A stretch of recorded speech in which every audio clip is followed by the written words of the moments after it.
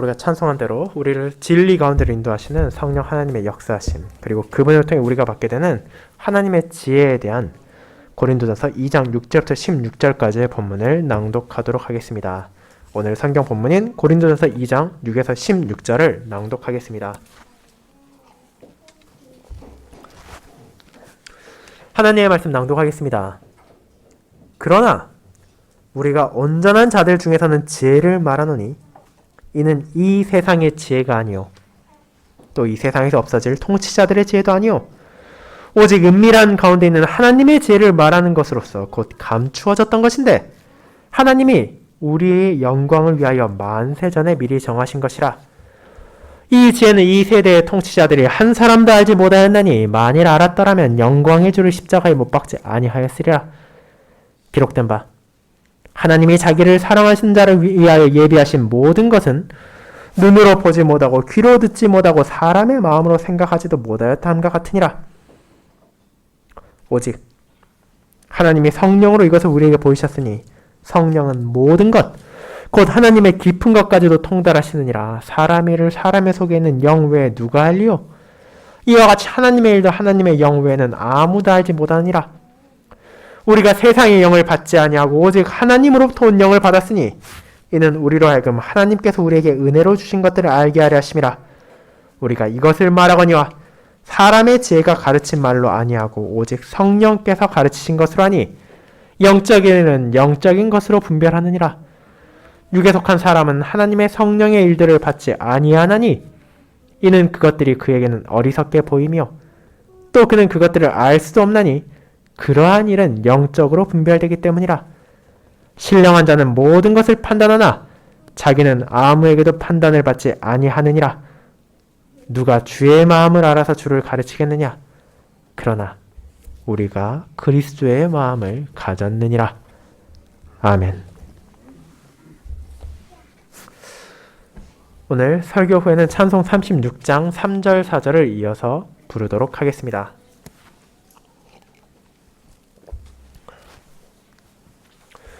사랑하는 주 예수 그리스도 안에 있는 형제 자매님들, 어쩌면 여러분은 누군가와 대화를 하는 도중 분명 동일한 화제에 대해 말하고 있음에도 불구하고 도무지 말이 통하지 않는다는 생각을 하신 적이 있을지도 모릅니다. 그리고 이것은 많은 사람들이 겪는 실제로는 특별하지 않은 일반적인 경험 중에 하나입니다. 사람들은 눈앞에 있는 상대와 말을 하면서도 그들이 가진 배경이 다르고 정치적 신념이 동일하지 않고 세상을 바라보는 관점이 일치하지 않을 때 마치 자기가 사람이 아니라 벽에 대고 소리를 치는 것 같은 감정을 느끼기도 합니다. 나에게는 너무나 당연하고 합당한 것을 상대방이 전혀 이해할 수 없다는 반응을 보일 때 우리는 답답함을 느끼기도 하고 심지어 그런 상황이 계속해서 이어질 경우 서로 간에 감정을 상하고 다툼을 하게 되는 경우도 드물지 않게 있습니다. 하지만 그런 상황이라 하더라도 끊임없이 양보해가며 서로를 이해해가며 대화를 이어가다 보면 언젠가는 서로의 입장이나 생각을 받아들이고 즐거운 교제를 다시 나눌 수 있는 날이 찾아올 수도 있습니다. 결국 문제가 되는 것은 개인의 배경, 개인의 생각, 개인의 신념과 같은 상황에 따라 언제라도 변할 수 있는 것이기 때문입니다. 그러나 아무리 사람이 노력을 한다 하더라도 결코 이해할 수 없는 것이 있다는 것을 여러분은 받아들일 수 있습니까? 우리가 최선을 다한다 하더라도 우리의 능력만으로는 상대를 도무지 납득시킬 수 없고 인정하게 할 수 없는 지혜가 이 세상에 존재한다는 것을 여러분은 깨닫고 계십니까? 그것은 다름 아닌 우리가 매주일 전해 듣는 하나님의 지혜, 십자가의 복음입니다. 지금으로부터 2000여 년 전 먼 과거에 살았던 사도 바울은 그 자신이 입은 하나님의 은혜로 말미암아 이 사실을 깨닫고 있었고 이를 고린도 교회의 성도들과 후대의 신자들에게 전함으로 하나님의 말씀을 듣고 받아들인다는 것이 신자가 누리는 얼마나 큰 특권인지를 깨닫겠습니다. 이 지혜를 세상의 통치자들이 거부하고 지혜 있는 자들이 비웃었지만 하나님께서는 약하고 미련한 그분의 백성들이 깨닫도록 크신 은혜를 베풀어 주셨습니다.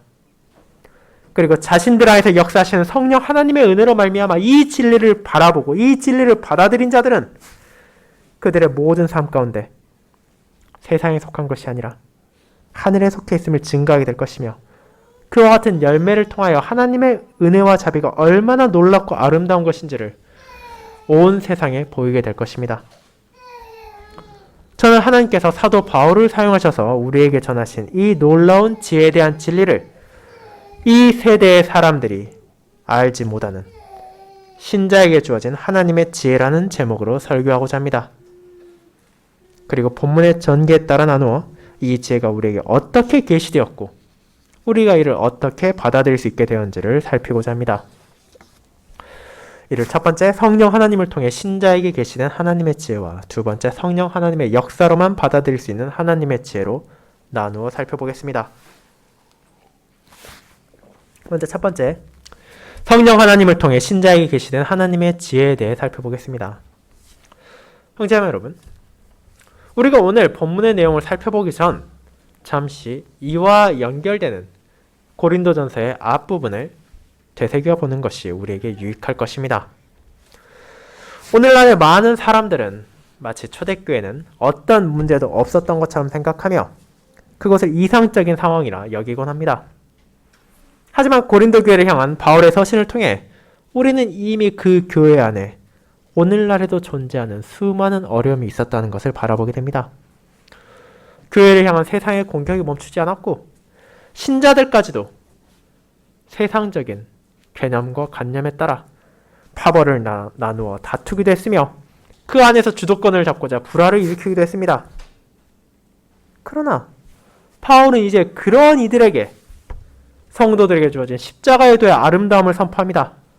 당시 권력을 가지고 지혜 있던 자들에 비하자면 그 교회의 성도들은 보잘것없고 내세울 것도 없었지만 그런 그들에게 하나님께서는 크신 은혜를 베풀어 주셨습니다.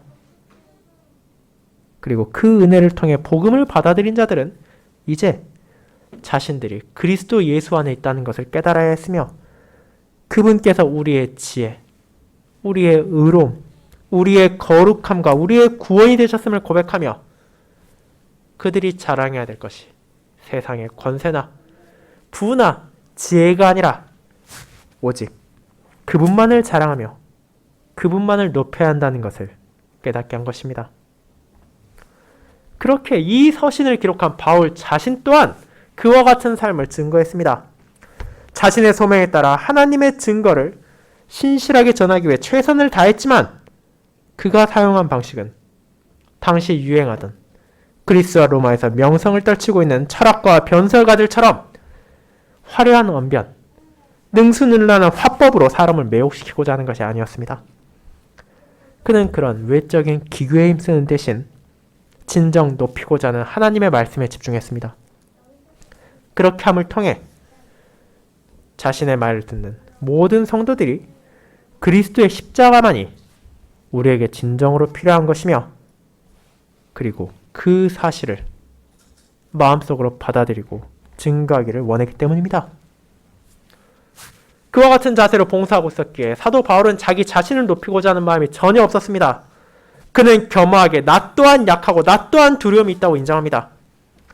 이를 통해 파벌을 통해 자신을 지켜 세우고자 하는 이들의 어리석음을 꾸짖을 뿐 아니라 그런 자신을 사도로 세우시고 교회를 섬기게 하신 하나님의 은혜가 얼마나 크고 놀라운지를 드러냅니다.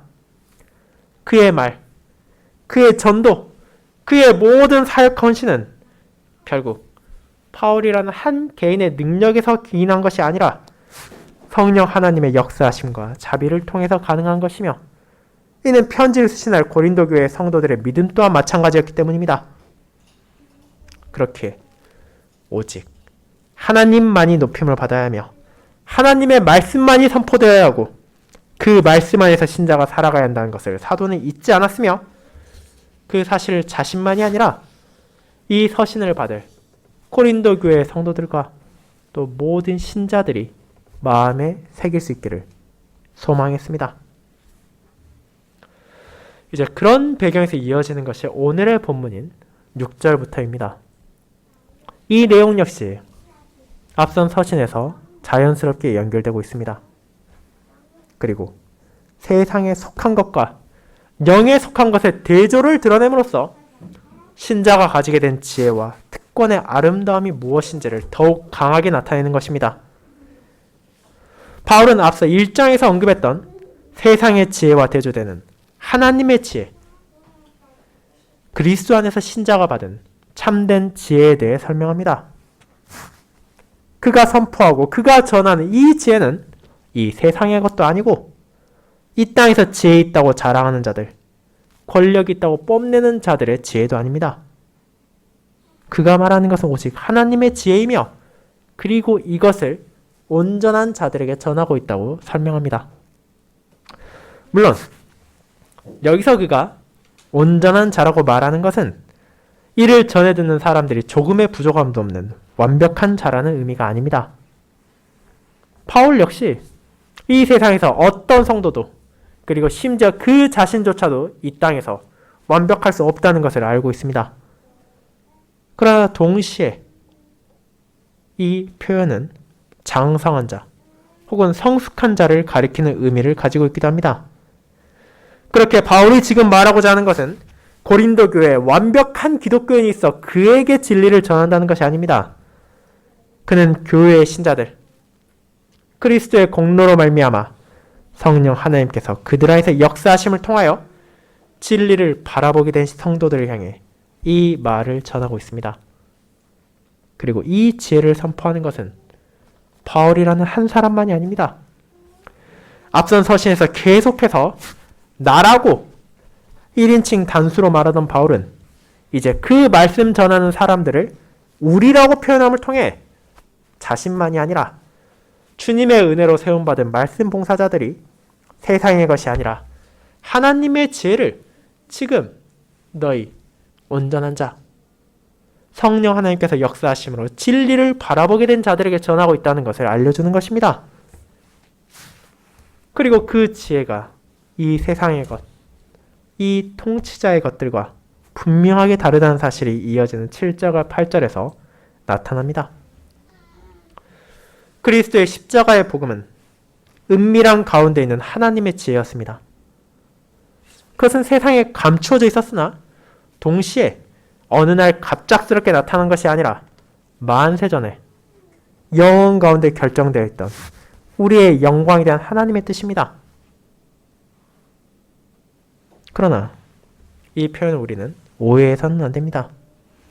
당대에도 존재했고 오늘날까지도 남아있는 일부 신비주의자들은 우리만이 바울에게 전해졌던 이 은밀한 지식을 받아 구원의 비밀을 깨달았다고 주장하기도 하나 바울이 이 표현을 사용할 때는 영원히 감춰져 있는 것이 아니라 긴 시간 동안 숨겨져 있었으나 이제는 온전하게 계시된 것을 가리키고 있으며 그것이 7절에서도 동일한 용법으로 구사되었음을 우리는 이어지는 바울의 기록들을 통해 알게 됩니다.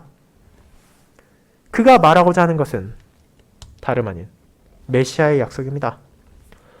구약시대 약속된 메시아, 하나님의 왕을 통하여 우리는 그분께서 자신의 백성들을 주신 약속들이 성취될 것임을 전해 듣습니다.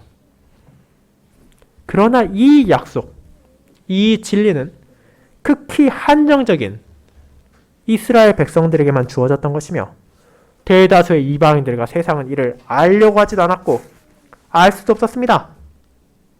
그것은 세상의 수많은 사람들에 비하면 그저 극히 소수의 사람들만이 알고 있던 진리였습니다. 그렇게 이것은 분명 감추어져 있었습니다. 하지만 주님의 사역을 통하여 이제 그 진리가 온 세상에 전해졌습니다. 그리스도의 십자가의 공로로 이제 성령 하나님께서 거하시고 그분의 역사하심을 통해 참된 믿음을 가진 자들은 더 이상 유대인들만이 아니라 유대인과 이방인을 가리지 않고 이제 우리에게 진리가 주어졌음을, 그리스도께서 십자가에서 죽으신 이유가 무엇이며 그분의 부활과 승천을 통해 주어진 약속이 무엇인지를 깨닫게 되는 은혜를 받게 되었습니다. 그리고 그 모든 사역이 다름 아닌 우리의 영광을 위하여 만세 전에부터 정해졌다는 위로와 확신을 받으며 그 은혜를 베푸신 주님을 영광의 주로 찬양하게 되는 이 진리를 받게 된 것입니다. 그런데 앞서 말씀드린 것처럼 이 사실이 이 세대의 통치자들에게 알려지지 않았습니다. 심지어 바울은 단 한 사람도 이를 알지 못했다고 단언하기까지 합니다. 그가 언급하는 대상은 이제 신자가 아닌 앞선 기록에서 나타났던 지혜로운 자, 문벌 좋은 자, 강한 자들을 가리키고 있습니다. 이 세상에서 존경을 받으며 찬사를 받고 모든 것을 다 아는 것처럼 의기양양하며 콧대를 높이는 자들이 정작 자신들이 무슨 일을 하고 있는지, 그들이 눈앞에서 죽인 사람이 어떤 사람인지도 알지 못하는 어리석은 자였다는 것을 선언하는 것입니다. 물론 우리는 당시에도 니고데모나 아리마대 요셉과 같이 주님을 따르는 나름의 지혜로운 자, 권력자가 있었다는 것을 부인하지 않습니다. 그러나 바울 역시도 이 사실을 알고 있었음에도 당시 유대 지역의 이방인들과 유대인들 가운데 훌륭하고 높다 칭송받는 이들이 결국 대부분 그리스도를 반대했으며 마침내 죽게 함으로 세상 통치자들의 대표성이 그분을 거역한다는 사실을 보여주었습니다. 그리스도를 십자가에 못 박아 죽인 일에 책임을 지닌 자들, 대제사장들과 지도자들, 바리새인들과 서기관들, 종교적, 정치적 권력자들, 그리고 그들의 요청에 따라 이해 득실을 따져 실제 그 형을 집행하게 한 로마의 관료들까지도 포함하여 이 통치자들은 분명 세상적 관점에서는 여전히 놀라운 지혜를 가졌고 훌륭한 힘을 가졌다고 평가받았다고 할지라도 그들 눈앞에 보여진 참된 지혜가 무엇인지를 알지도 못했고 이를 받아들이지도 못했습니다. 그 결과 영광의 주께서는 그들의 손에 의해 십자가에 못 박아 죽임을 당하셨습니다. 이렇게 될 수밖에 없는 이유, 그들이 그 참된 지혜를 알지 못했던 이유를 바울은 구약을 인용하여서 확정합니다. 그는 9절에서 이사야의 두 구절을 결합하여 제시합니다. 바울이 인용한 이사야 64장 4절, 65장 17절은 다음과 같습니다. 주 외에는 자기를 앙망하는 자를 위하여 이런 일을 행한 신을 옛부터 들은 자도 없고 귀로 들은 자도 없고 눈으로 본 자도 없었나이다. 보라, 내가 새 하늘과 새 땅을 창조하나니 이전 것은 기억되거나 마음에 생각나지 아니할 것이라. 64장 4절에 나오는 그분을 앙망한다는 표현은 어떤 대상을 존경하는 마음으로 우러러 본다는 뜻을 지니고 있기에 구약의 헬라어 역번인 70인경은 이를 사랑한다고 번역했으며 바울 역시 그를 따라 동일한 의미 안에서 하나님을 바라보고 신뢰하며 그분을 사랑하는 자로 표현했습니다. 그러면 그런 자들을 향해 하나님께서 베푸신 은혜가 무엇입니까? 그것은 바로 세상이 알지 못하던, 알 수 없던 지혜를 계시한다는 것입니다. 하나님의 자기 계시는 진정 사람의 능력으로는 바르게 깨달을 수도 온전하게 받아들일 수도 없는 것입니다. 구약시대 이사야 선지자를 통해 이스라엘에게 전하신 것처럼 주님께서 그들에게 놀라운 일을 행하시고 구속 역사를 멈추지 않고 진전하고 계심에도 불구하고 세상은 이를 이해할 수 없었습니다. 어떤 신이 대가도 받지 않고 그렇게 은혜를 베풀 것이냐 생각하고 언약 백성들의 심판이 내려졌을 때는 그 심판의 주체가 누구인지 바라보지 않으며 저들의 신이 능력이 없고 무지하여 이 백성들이 고난을 겪는다고 여겼습니다. 이처럼 사람은 그들의 눈을 통해 하나님의 창조의 영광을 바라보고 그들의 귀를 통하여 진리를 들음에도 불구하고 그 마음으로 여호와의 놀라우신 은혜와 계획을 생각하지도 못하는 무능력한 존재에 불과합니다.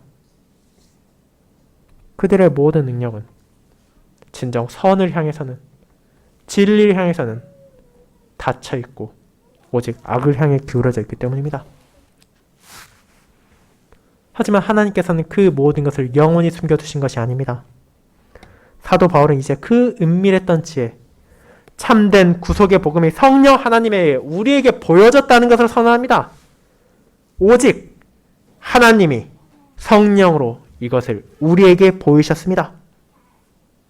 그렇게 하나님의 자기 계시를 우리가 어떻게 바라볼 수 있습니까? 죄로 인해 부패하고 타락한 인간의 본성은 그리스도의 영광의 지혜를 눈앞에 두고도 바라보지 못하고 십자가에 못 박은 이 세대의 통치자들의 그것과 전혀 다를 것이 없습니다.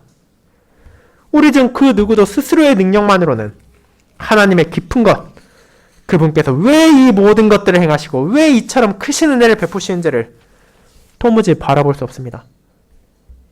그러나 사람이 아무리 은밀한 마음을 품고 있다 하더라도 그 자신의 영혼을 속일 수 없는 것처럼 하나님의 일을 진정으로 아시고 그것을 우리에게 보이실 수 있는 분은 참된 하나님이신 하나님의 영, 성령님 뿐이십니다. 그렇게 바울은 이를 통해 신자가 받은 특권과 은혜가 무엇인지를 12절에서 선언합니다. 하나님께서는 예수 그리스도의 공로로 그분의 영을 받은 자들에게 이 지혜를 깨닫게 하십니다. 여기에서 세상의 영과 하나님으로부터 온 영의 대조가 나타납니다. 세상에 속한 영에 따라 살아가는 자들은 자연스럽게 그것이 가르치고 그것이 말하는 것을 배우고 욕망합니다. 그들은 무엇을 보든지 세상적인 방식으로 해석하고 받아들일 것입니다. 왜냐하면 그것이 너무나 당연한 것이기 때문입니다. 그러나 바울은 신자를 향하여 너희가 받은 것은 하나님으로부터 온 영이라는 것을 선언합니다. 바울을 포함한 말씀 봉사자들을 움직이시고 고린도 교회의 성도들, 주님 안에서 장성한 자가 되어 진리를 바라보게 된 신자들을 다스리시는 분은 하나님으로부터 오신 성령님이십니다. 하나님의 깊은 것, 그분께서 자신의 백성과 자신의 약속을 위해 행하신 일과 어떻게 그것들을 성취하셨는지를 그 누구보다 상세히 아시는 참 하나님께서 그리스도의 공로로 우리에게 오셨으며 우리 안에 거하실 뿐 아니라 그 목적은 다른 데 있는 것이 아니라 우리가 앞서 읽은 요한복음에서 나타나듯이 주님께서 제자들에게 약속하신 것처럼 보혜사로서 우리가 은혜로 받은 것이 무엇인지를 바라보게 하기 위함이었습니다. 하나님께서 은혜로 주신 자기 계시를 바라보게 되는 것까지도 하나님으로부터 온 영이신 성령 하나님을 통해서만 가능하다는 것을 알려주므로 사도 바울은 우리에게 영원한 구원의 소망을 바라보는 것까지도 사람은 하나님의 은혜에 전적으로 의존할 수밖에 없다는 것을 알려주며 우리가 겸손히 그분 앞에서 모든 교만을 버리고 그분의 자비를 구하게 하는 것입니다. 그 사실을 너무도 잘 알고 있기에 바울은 하나님의 증거를 전할 때 세상의 말, 세상의 지혜의 아름다움을 통해서가 아니라 그리스도만을 알고 그분만을 자랑하며 하나님의 능력에만 의지한 자세를 견지했으며 이와 같은 삶의 자세를 이 편지를 받을 모든 성도들과 후대의 신자들에게도 알려준 것입니다. 그 사실을 바울이 인용했던 구약시대의 선지자인 이사야 또한 알고 있었습니다. 그렇게 하나님의 은혜를 통해서만 성도가 그분의 역사하심과 자비와 공의와 사랑을 깨달을 수 있음을 선포했으며 이제 그가 가르쳤으며 바울이 전하던 메시아이신 그리스도 예수께서는 그 제자들에게 자신의 영을 통하여 이 모든 진리를 바라보는 날이 오게 될 것임을 약속하셨습니다. 그분께서 십자가로 향하시기 전 마지막 순간에 연약하고 가련한 제자들을 향해 약속과 위로를 전하셨고 그 가운데 요한복음 14장부터 16장까지는 그분께서 떠나실 것이나 그분의 영이신 성령께서 오실 것임을 약속하고 있습니다. 내가 아버지께 구하겠으니 그가 또 다른 보혜사를 너희에게 주사 영원토록 너희와 함께 있게 하리니 그는 진리의 영이라. 세상은 능히 그를 보지도 못하고 알지도 못함이라. 그러나 너희는 그를 아나니 그는 너희와 함께 거하시며 또 너희 속에 계시겠음이라. 14장 16절 17절입니다. 아버지께서 내 이름을 보내실 성령, 그가 너희에게 모든 것을 가르치고 내가 너희에게 말한 모든 것을 생각나게 하리라. 26절입니다. 주님께서 자신의 공로를 통하여 그분의 영, 참되신 하나님이신 성령님을 우리에게 보내셨기에 우리는 이제 세상의 영이 아니라 하나님의 영을 받게 되었습니다. 세상이 말하는 진리가 아니라 하나님의 진리를 알게 되었습니다. 그 결과 우리는 하나님께서 자신을 나타내신 그 말씀을 바르게 바라볼 수 있는 은혜를 얻었으며 이제 그분을 통해 그리스도 안에서 우리에게 은혜로 주신 모든 약속들을 알게 되는 기쁨을 경험했습니다. 그 사실이 이사야를 통해서, 바울을 통해서, 그리고 우리의 주님이신 그리스도를 통해 계시되었으며 우리는 성령님을 통해 그 모든 것을 보여주신 하나님께 찬양하게 됩니다. 사랑하는 형제자매 여러분, 이와 같이 하나님의 자녀로서 우리는 그분의 놀라운 사랑을 받고 있음을 기억해야 합니다. 제가 이 자리에서 그리스도의 도를 선포할 수 있는 이유도, 지금 여러분께서 그 말씀을 들을 수 있는 이유도 다른 무언가에 있지 않습니다. 바울이 그러했듯 오늘날에도 저를 포함한 세상의 말씀 봉사자들보다 훨씬 머리가 좋고 지혜로운 학자들이 있음에도 불구하고, 그리고 여러분보다 훨씬 더 지식을 갈구하는 사람들이 많음에도 불구하고 하나님께서는 저와 여러분에게 그분의 영인 성령님을 주셨습니다. 이제 그분 안에서 우리는 하나님의 계시를 선포할 수 있게 되었으며 바라볼 수 있게 되었고 들을 수 있게 되었습니다. 그렇게 이제 감히 우리 안에 있는 무언가를 자랑하려 하거나 세상의 것을 갈구하려 하는 갈망을 내려놓도록 합시다. 바울이 그리스도와 그분의 십자가 외에는 아무것도 알지 아니하기로 작정한 것처럼 우리가 바라보아야 하는 것, 우리가 선언해야 하는 것은 이제 세상이 아닌 성령 하나님께 속한 자로서 볼 수 있고 들을 수 있으며 받아들일 수 있게 된 하나님의 지혜이기 때문입니다. 그리고 이를 우리는 두 번째 대지에서 조금 더 살펴볼 것입니다. 두 번째, 성령 하나님의 역사로만 받아들일 수 있는 하나님의 지혜가 바로 그것입니다. 성도 여러분, 바울은 이제 13절부터 성령 하나님의 역사를 통해 하나님의 지혜를 바라보는 것을 넘어서 그것을 우리의 모든 삶 가운데 받아들일 수 있음을 고린도 교회의 성도들에게 전해집니다. 또한 한글 번역에서는 생략되었지만 원문에는 존재하는 그리고 또한이라고 번역될 수 있는 접속자를 13절의 처음에 넣음을 통해 이 서신을 받을 수신자들이 이 사실을 깨달을 수 있도록 했습니다. 그렇다면 이제 바울이 이어서 말하고자 하는 것은 무엇입니까? 우리가 말하는 것이 사람의 지혜가 가르친 것이 아니라 성령께서 가르치신 것이며 이 세상에 속한 것이 아니라 영적인 것임을 전하고자 한 것입니다. 성령 하나님의 은혜로 말미암아 고린도 교회 신자들이 하나님의 계시를 바라볼 수 있었던 것처럼 그들을 포함하여 교회에 나아가 말씀을 선포할 말씀 봉사자들 역시 성령 하나님의 은혜로 자신들의 사역을 이어갑니다. 그리고 앞선 1에서 5절까지 이미 선언된 것처럼 그렇게 전해지는 진리는 사람의 지혜, 이 세상의 방식에 따른 것이 아니라 성령님께 가르침받은 것이며 바울이라는 한 개인만이 아니라 너희를 향해 나아가는 모든 하나님의 종들이, 하나님의 신실한 사역자들이 이 방식으로 그 진리를 전하고 있음을 선언합니다. 즉, 성도들이 구원의 은혜를 이해할 수 있도록 하나님께서는 그들에게 성령님을 보내셨으며 또 그가 전하시고 우리가 전하는 것 또한 성령님의 역사로 전해진 하나님의 지혜, 십자가의 복음뿐이지 다른 무언가를 강단에서 선포하거나 너에게 설득하고자 하는 것이 아니라는 것을 바울은 알려준 것입니다. 그리고 그는 이어서 영적인 일은 영적인 것으로 분별하느니라고 말합니다. 13절의 후반부만을 보았을 때 우리는 이것이 정확하게 무엇을 말하는 것인지 알기 어려울 수 있습니다. 그러나 이어지는 14절과 15절의 내용을 통해 바울의 의도를 우리는 어렵지 않게 파악할 수 있습니다. 바울은 지금까지 하나님의 지혜가 무엇인지 그리고 그것을 어떻게 바라볼 수 있게 되는지를 말했습니다.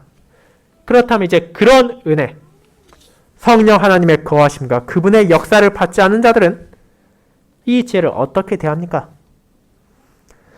14절의 번역은 이들을 육에 속한 사람이라고 번역했지만 실제로 그것은 평범한 사람, 자연 그 상태의 사람이라고 번역하는 것이 더 합당합니다. 즉, 인간이 그 자체의 능력만 가지고 하나님의 지혜에 대해서 어떤 반응을 하게 되는지를 보여주는 것입니다.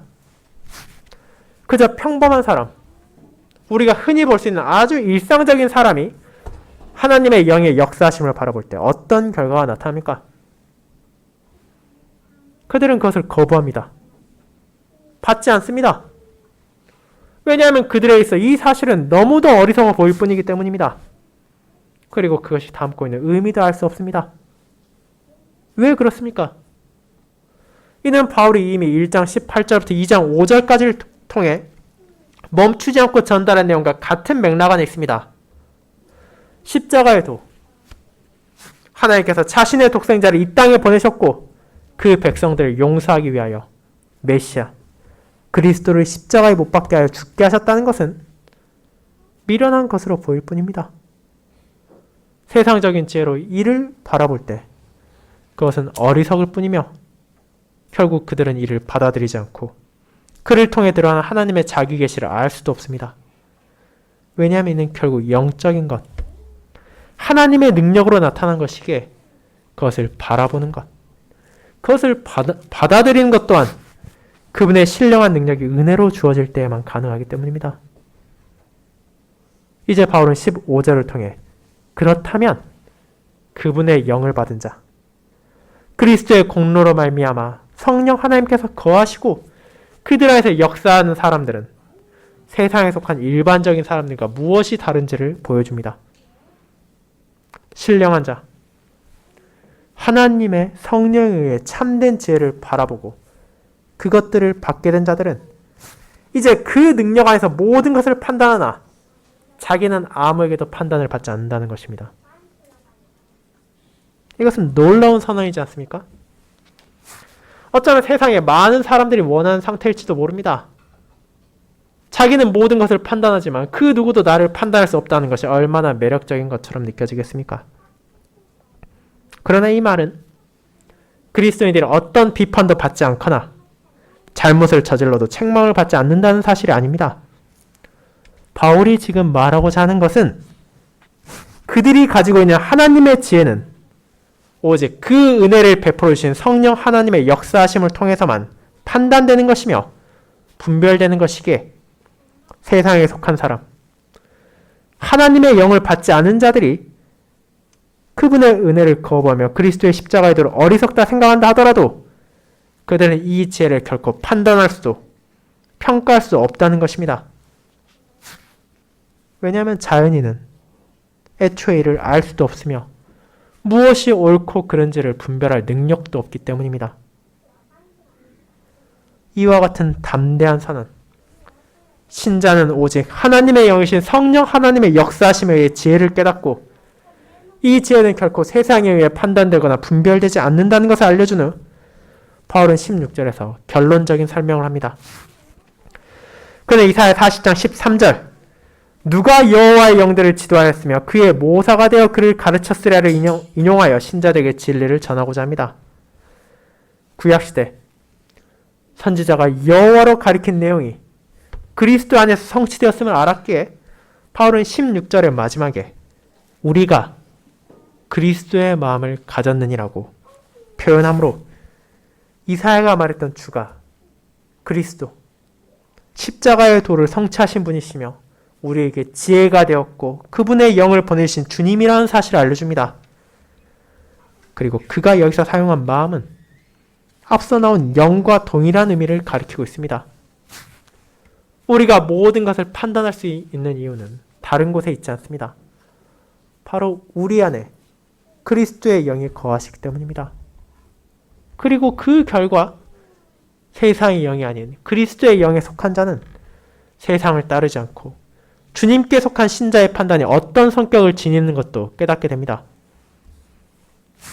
그것은 우리가 모든 것을 바라보고 모든 것을 판단할 때 그 기준이 바로 우리의 주이신 그리스도에 있다는 것입니다.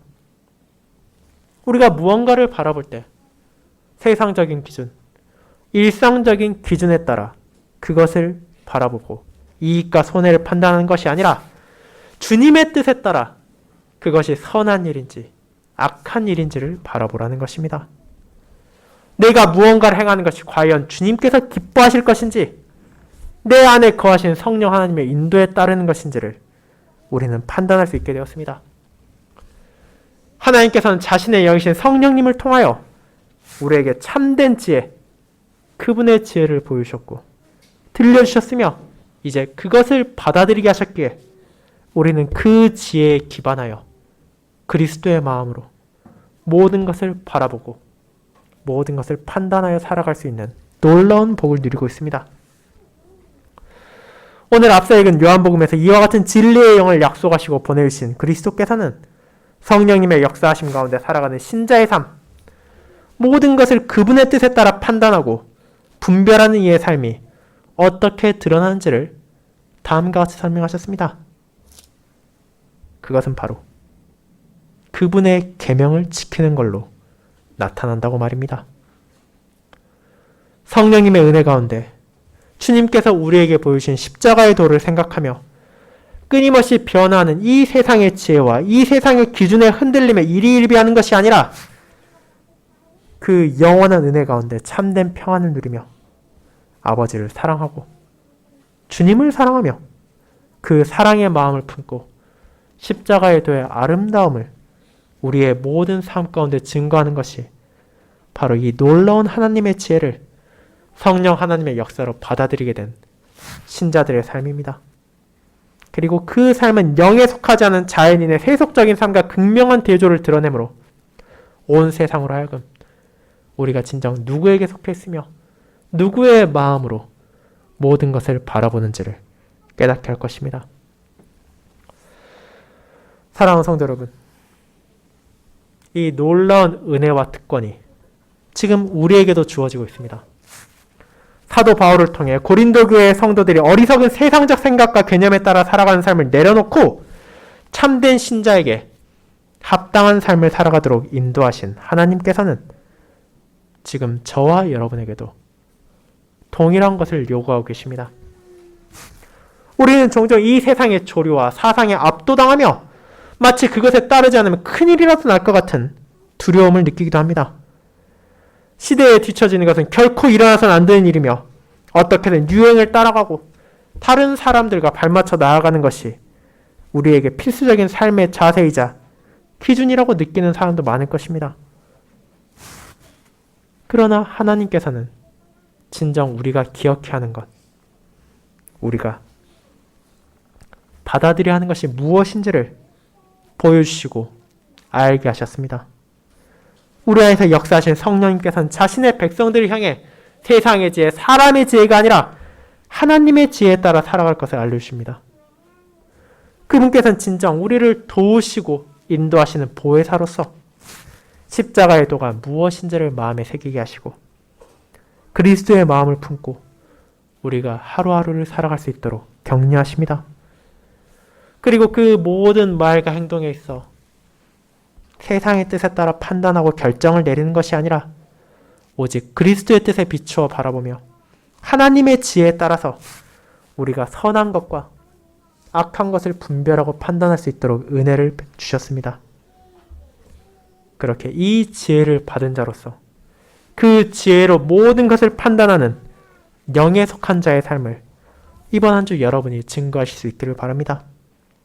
그리고 그 삶을 통해 진정 높임을 받고 영광을 받기에 합당하신 우리의 주님 예수 그리스도가 이웃과 이 세상에 드러나길 소망합니다.